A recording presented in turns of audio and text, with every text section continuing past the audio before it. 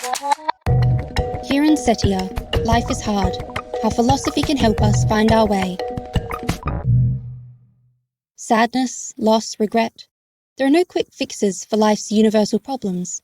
But if you examine them thoroughly and honestly, you can find ways to navigate through them. That's what this blink to Kieran Setiya's Life is Hard is all about. It looks at human hardships, specifically infirmary, loneliness, grief, and failure, through the lens of philosophers, as well as literature, sports, memoirs, and Setiya's own personal experiences. By staring these problems in the face and accepting them as they are, we can learn about living well, even when life is hard. Lessons from a bathroom floor. He doesn't remember the movie, but he remembers the pain. Kieran Setiya suffers from chronic pain, a condition that first hit him at age 27 when he was at the Oaks, a movie theatre in Pittsburgh. The pain stabbed him in the side and sent him running for the restroom. Urinating brought some relief, but the pain returned when Setiya got home. It kept him awake and hallucinating on his bathroom floor all night long. After multiple tests and trips to various doctors, the only professional remedy Setiya received was this advice: try to ignore it. For 13 years, that's exactly what Setiya did. He was uncomfortable at times, and sleeping was a struggle, but the pain did not make his life worthless or unlivable. He advanced his career and landed a job at one of the world's most prestigious universities, MIT. He supported his wife and mother when they needed him, bought a new home, and engaged in social activism. When the pain got worse 13 years later, it led Setiya to a new doctor with better insights and the motivation to write his book. Setiya's chronic pain may have prevented restful sleep, but it didn't prevent him from enjoying most of life's activities. The same can be true for just about anyone with just about any disease or disability. Sure, being a wheelchair user means you can't run, but it doesn't mean you can't play basketball, listen to music, enjoy a sunset, or fall in love. The reality is we all have some restrictions on life because we simply don't have enough time or energy to master every skill, play every game, and enjoy everything in the world that's worth enjoying. There are, of course, some disabilities or levels of pain that prevent so many activities or cause so much discomfort that they prevent us from living well. This is where circumstances make a major impact. Diabetes can be managed by someone with access to affordable insulin and reliable healthcare, but it can be debilitating and deadly to someone who's not as privileged. At times, pain can become overwhelming, but it can also teach compassion. In Setiya's case, once he'd experienced the trauma of hallucinations on the bathroom floor, he had a lot more empathy for others experiencing their own nightmares. There's solidarity in suffering, which leads us into the hardship of the next section, loneliness. Curing loneliness at the soup kitchen. There's no doubt that loneliness hurts. Functional MRIs show that the area of the brain triggered by social rejection is the same area that's triggered by physical pain. To understand why loneliness hurts, let's take a closer look at friendship through the eyes of two heavyweight philosophers. In one corner, we have Aristotle, who wrote that without friends, there's no reason to live. 2 of the 10 books in his Nicomachean Ethics are devoted to friendship. The Greek great believed that friendships are based on the virtues of the friend. Those with the most virtues, like being good at your job or being honest or funny, have the most friends. That may sound fine at first, but the problem with Aristotle's theory is that if you lose some virtues, you should also expect to lose some friends. And that's not how friendships work, at least not the good ones.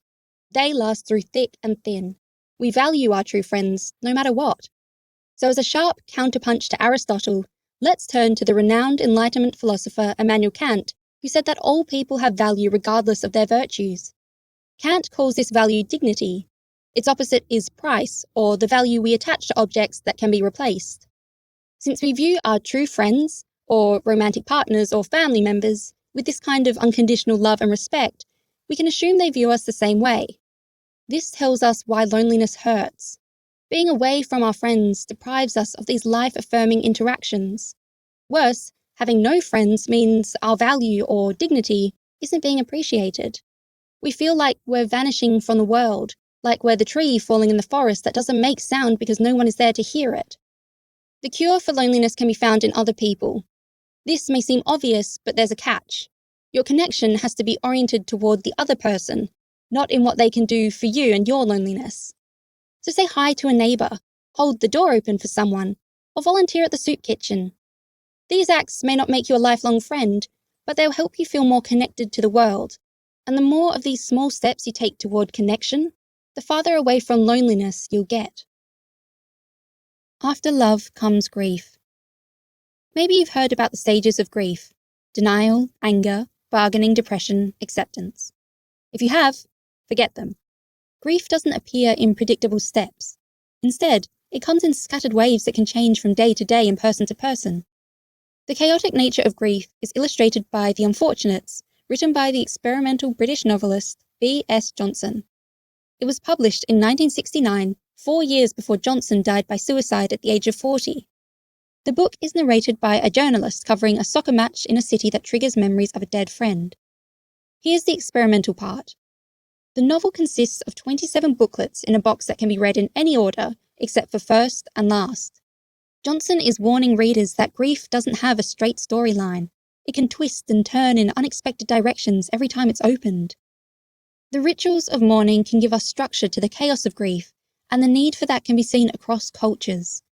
There's the Jewish tradition of sitting Shiva for 7 days while mourning with friends and family. The West African Dahomey people sing, dance, drink, and tell dirty jokes to celebrate the dead. The Saramacca people in Suriname tell extravagant folk tales. And mourning rituals in Western civilization date back to the ancient Greeks and Romans.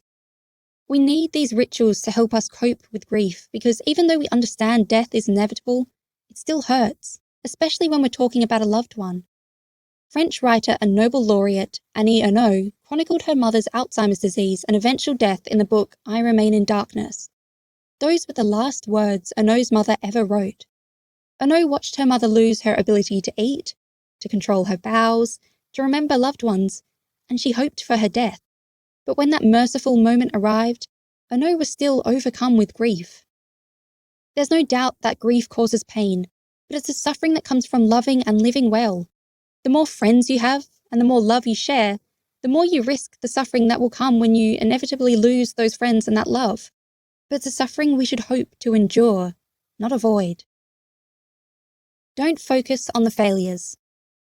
Failure creeps into our lives every day, making wrong turns, losing clients, forgetting anniversaries. But failure is most glaring and memorable in the world of sports. Baseball errors that cost their teams championships have earned lasting nicknames like Merkel's Boner and the Snodgrass Muff. A near century of Red Sox failure begat the curse of the Bambino in Boston.